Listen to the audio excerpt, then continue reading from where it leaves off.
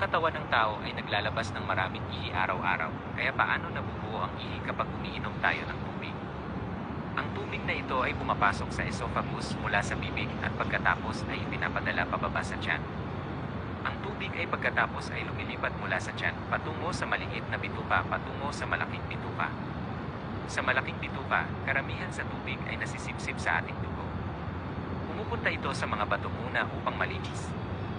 Mayroong milyon-milyong maliliit na estruktura ng pagsasala sa bato, tinatawag silang nephron. Kapag ang dugo na naglalaman ng tubig ay dumadaan sa nephron, ang mga likido at basura ay nasasala sa ihi.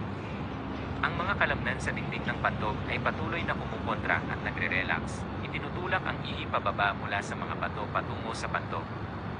Maaari itong mag-imbak ng ihi sa pamamagitan ng pagre-relax at pagpapalawak.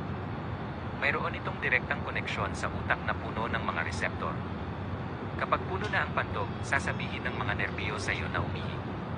Pagkatapos ay magpapadala ang utak ng signal upang ang mga kalamnan ng pantog ay kumontra at pisilin ang ihi. Kasabay nito, sasabihin ng utak sa urethral sphincter na mag-relax upang makalabas ang ihi sa pamamagitan ng urethra.